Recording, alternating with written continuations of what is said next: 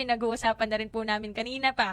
Ito pong sakit na tuberculosis. Kasi sa totoo lang, marami pa pong misconceptions regarding dito sa tuberculosis. Pero as po namin, ano po ba yung sintomas ng early stage nitong tuberculosis?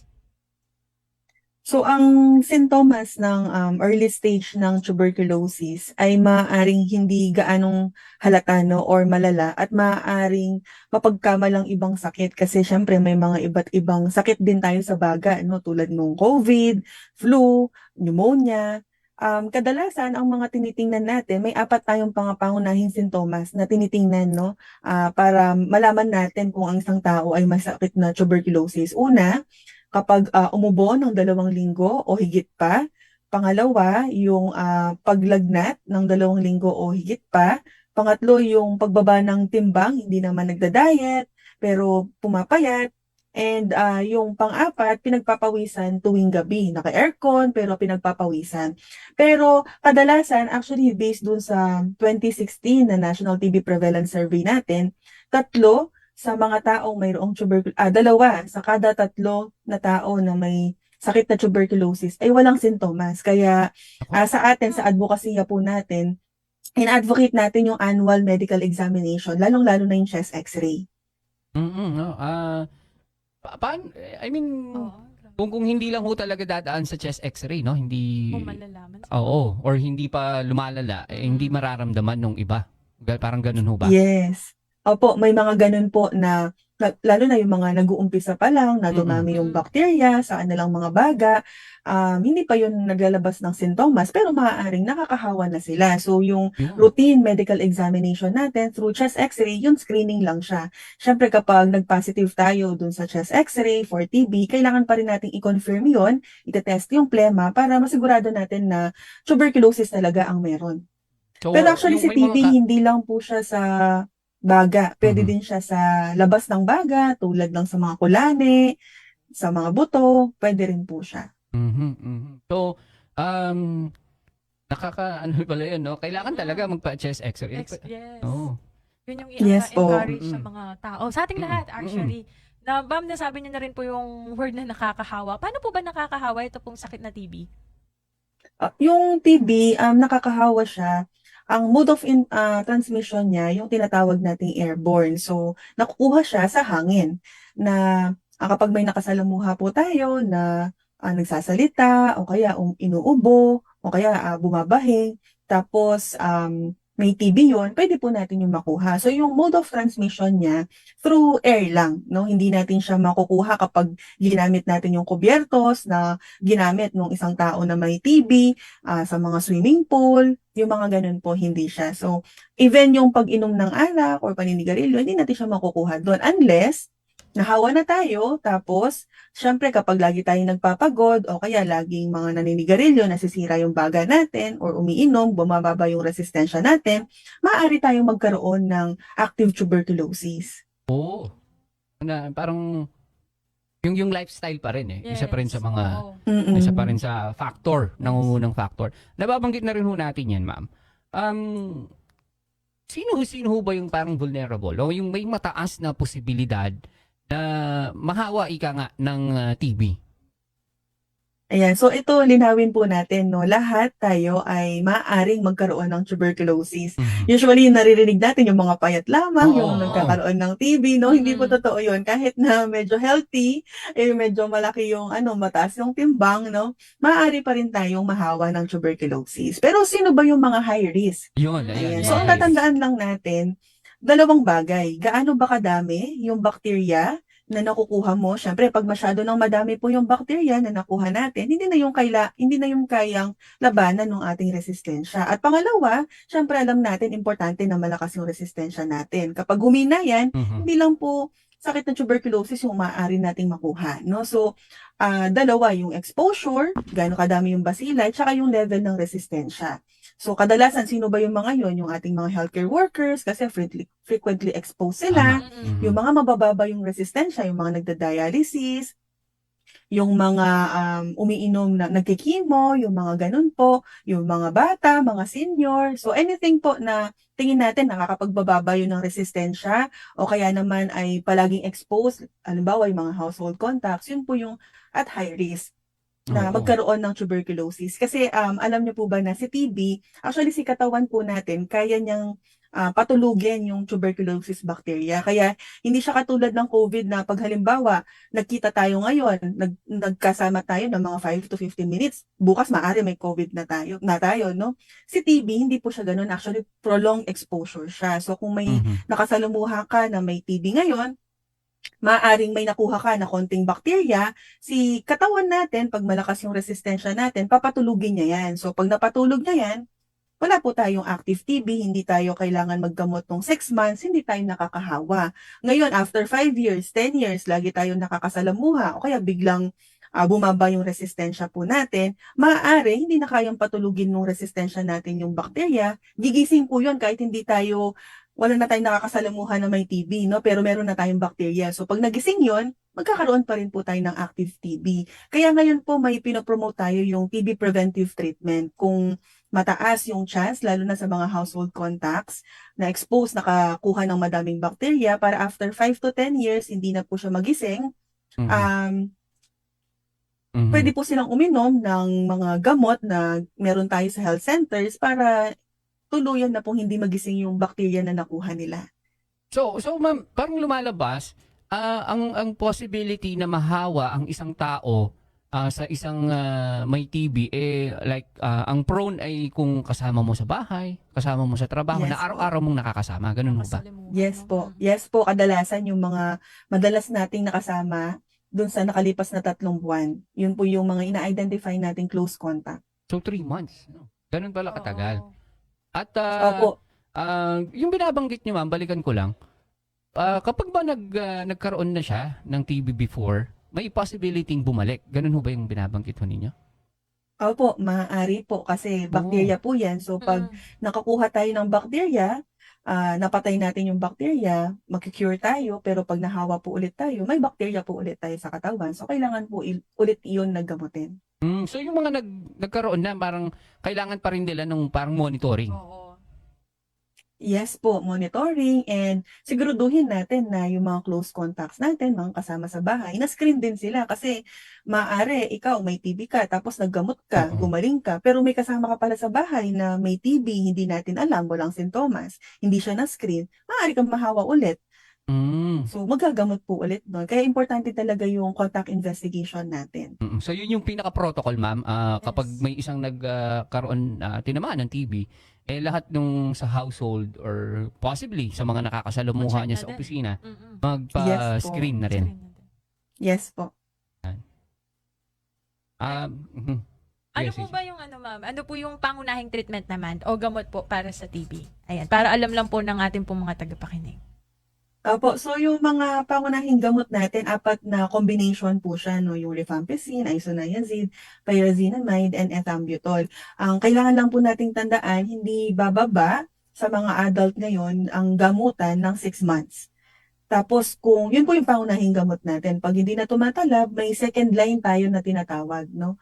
Medyo mas madaming side effects yun, pero ang good news po dyan, 6 months na din ngayon yung gamutan. Dati po kasi 2 years kapag Mhm. hindi na tumatalab yung 6 months. Pero sa mga bagong gamot na meron tayo, parehas na 6 months na lang po. At soon, sa mga bata na walang mga sintomas, no, yung chest x-ray, medyo hindi naman siya malala, mga ganun po, depende sa assessment ng doktor, pwedeng hanggang 4 months po yung treatment nila. Oh. Pero ma'am, may ano na ho ba? Parang may vaccine na ho ba? Laban sa TB para at early age ay may ano na sila. Bakuna na. Oo, may panangga na sila, may Yes. depensa na ho sila. Sa kasalukuyan po, meron naman tayong bakuna, yung BCG, kung Mm. familiar po kayo, no, Mm-mm. sa mga infant natin, 'di ba? Mm. Before at birth, binibigay po siya. Kaya lang, si BCG po kasi, hindi niya kaya talagang 100% na protektahan po ang isang tao kontra TB. Ang kaya niya lang po, protektahan yung bata laban sa malalang klase ng TB. Like yung mga extrapulmonary, yung TB na nasa utak, yung mga ganun Oo. po, pinaprevent niya. Pero maaari pa rin magkaroon ng TB. So, sa ngayon, wala talaga yung full prevention. May mga inaantay po tayo ng mga studies. Hopefully, in the next 2 to 3 years, magkaroon ng release dun sa vaccine talaga na makakapag-protect sa atin laban sa TB. Nababanggit nyo ho yung kanina may TB sa labas ng baga. Ay, tapos ngayon may TB na umaabot din sa utak. Mm-mm. Akala ko noon parang respiratory lang ho siya, sa baga Oo. lang ho siya. So, may mga ganun na ho pala. Opo, meron po. Kadalasan, ang meron na extrapulmonary yung sa kulane, sa mga Mhm. bata, yun po yung common po natin, kulane. Nakikita siya sa may leeg. Ayun Mhm. po. Minsan meron din po sa buto, yung sa spinal cord natin, Pott's disease po yung tawag. Maaari din pong mapunta doon yung TB kasi yung bacteria, sumasama po siya doon sa ating bloodstream or yung sa tinatawag nating lymphatic system din po. Oh. So, may ano ho ba 'yon? Kapag like doon sa likod o yung sa spine ho natin. Masingit ko lang ho. Oo. May physical parang may physical symptoms ho ba 'yan? Or parang parang pag nakita natin yung likod ng isang tao na teka, parang medyo may mali. Ano ho Oo. ba yung usually parang sintomas na baka TB na? Ah, Depende po dun sa extrapulmonary or yung sa labas ng baga na site na maapektuhan. Pero syempre kung saan po yung site na naapektuhan, dun natin Mhm. makita yung sintomas. Kung sa likod po yan, nagkakaroon siya ng deformity, minsan nakukuba or tapos laging masakit yung likod niya, yung Mhm. mga ganun po. Pero syempre hindi siya specific for TB. May mga iba't ibang sakit kaya kailangan pa rin gawan ng Oh, differential diagnosis or mhm. iba't ibang mga test. Test. Sa kulani naman po kadalasan sa leeg. So nakikita po or nakakapa na lumalaki po yung kulani. So yan, Kadalasan sa mga bata po. Bata yun. oo, yan lang ho yung ilan dun sa mga parang Another, visual oo. symptoms. Ganun ho ba yung term sa medical? Opo, Ano ba yung yes po. term sa medical na parang yung nakikita mo sa mata, physically, Oo, physically. na mga simptomas ng TB. So yun ho, yung mga kulani. Yes. Bukod ho dun siya, syempre yung mga nauna natin na alam naman natin yung kapag tumagal na yung ubo ng Ubo. 2 linggo at yung lagnat, iba na Medyo yun eh. iba na, Iba na oo. yun kapag tumagal na ganyan. Opo. Hindi na siya simpleng Yes. colds, Yes. ika nga, or flu. Kanina po ma'am nabanggit niyo po yung mga gamot para po sa mga taong may TB po. May mga libre po bang gamutan o suporta ang gobyerno po na pwede makuha ng mga tao pong natamaan or meron pong tuberculosis? Yes po, malaki po yung pondo na inilalaan ng ating gobyerno para sa programa ng tuberculosis kasi nabanggit niyo nga po kanina, Mhm. medyo dumadami po yung kaso natin. Sa buong mundo, pang-apat tayo na pinakamadaming kaso po kaya medyo malaki yung investment natin at sa ating mga health centers ay meron po tayong mga libreng gamot po na binibigay po. Oo. Basta pumunta lang po sa mga government health centers po natin. Mhm. At ganun din ho yung gamutan, 6 na buwan, no? Yes po, 6 na buwan. Tapos sa mga bata, soon, kapag hindi malala, maaari silang maging eligible or makapasok dun sa 4 na buwan na gamutan. Ma'am, sa mga ilang pagkakataon o kaso ho, may mga chance ho ba na yung 6 na buwan ma-extend lang nung ilang buwan o I mean, pwede bang ma-shorten yon para sa mga adults or ma-extend ng ilang buwan ang gamutan? Yung extension po natin, usually hindi tayo nag-extend.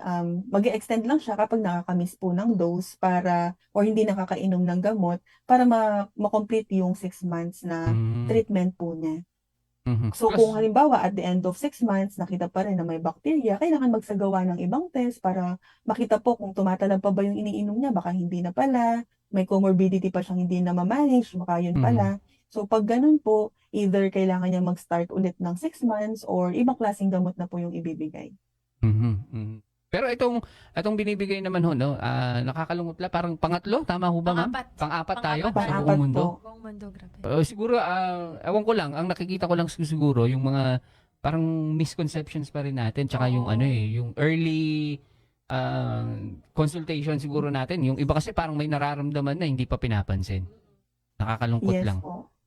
Ah, Tsaka yung annual medical examination po talaga. Ayun yung Importante mahalaga. kahit walang nararamdaman, Nararamdaman. aside sa healthy lifestyle, magpa-check din po tayo. Pero tayo ma'am, on the part of DOH and other yung mga katuwang ho natin sa mga LGU, may ginagawa naman ho tayong parang information drive. Kaugnay ho nito. Yes po, opo.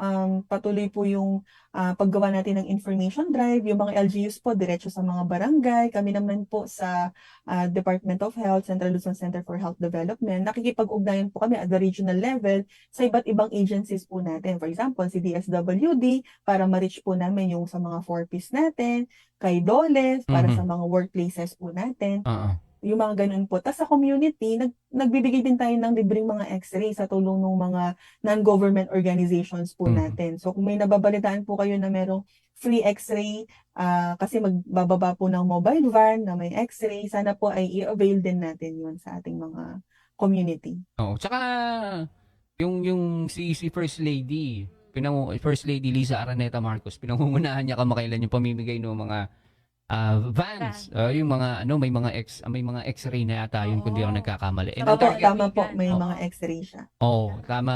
Parang kailan lang kasi dito sa Pampanga eh. Bataan, nakatanggap rin sa Oo, dito yung ginawang parang turnover. sa Yes. 7 provinces Sa sa Central Luzon. Luzon.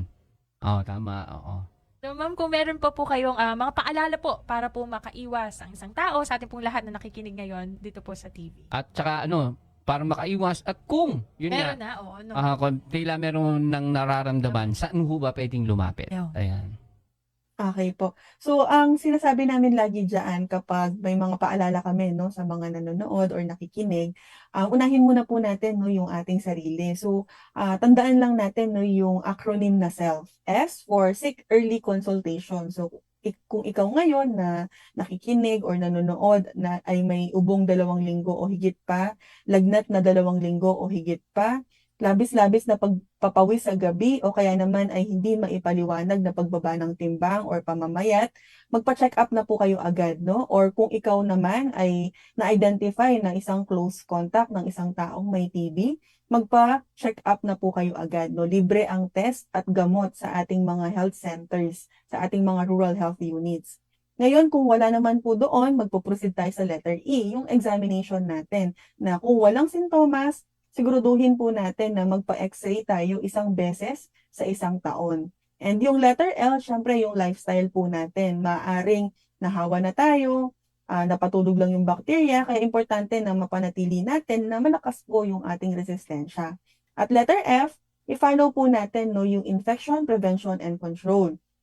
Ugaliin natin na maghugas ng kamay, takpan yung bibig, ilong tuwing uubo or babahing, gumamit ng face mask kung tayo ay inuubo, no? At panatilihin natin na iwasan ang paghawak sa mga mata, bibig, or ilong kung halimbawa nga, yun nga, inuubo tayo. At higit sa lahat, simulan at tapusin po natin yung gamutan kasi alam niyo po ba na kapag mayroon kayong TB at sinimulan niyo yung gamutan, kung negatibo po ang resulta ng inyong plema sa simula ng gamutan, after 1 week ng treatment, hindi na po kayo nakakahawa. So, pwede na kayong humingi sa inyong doktor ng certificate na pwede kayong bumalik sa trabaho, pwede na kayong lumabas, makipagkwentuhan, mga ganun po. Kung positibo naman yung inyong plema sa bago magsimula yung gamutan, kailangan ng at least 2 weeks. Tapos, itetest ulit yung plema. Kapag negatibo na po, hindi na nakakahawa. So, hindi kailangan tapusin yung 6 months para masabi natin na pwede na siyang bumalik sa trabaho, no? Um, hindi siya kailangan pong iwasan, no? And sa community naman, tinatandaan po natin yung 3 P, no? Sana po, yung una, mapalaganap natin yung tamang kaalaman tungkol sa tuberculosis. Pangalawang P, pagkumbinse sa taong may sintomas or close contact na magpakonsulta po. At pangatlong P, yung pagiging treatment partner po natin. No? Sana instead na iwasan natin yung mga taong mayroong TB, ay tulungan po natin sila kasi alam natin in a matter of few weeks, hindi na po sila nakakahawa at kapag natulungan natin sila na matapos yung gamutan, makakasigurado tayo na mawawala talaga yung TB nila at hindi na po sila makakapanghawa din at makakapamuhay ulit ng normal. So, yun lamang po ang aking mensahe sa lahat. Ayan, maraming salamat po, Miss Jelaisa D. Ricede from DOH Central Luzon, the Nurse 5 TV Program Coordinator. Ma'am, maraming salamat po ulit. And muli, welcome Thank po you sa po. Newsline Central Luzon and good morning po, ma'am.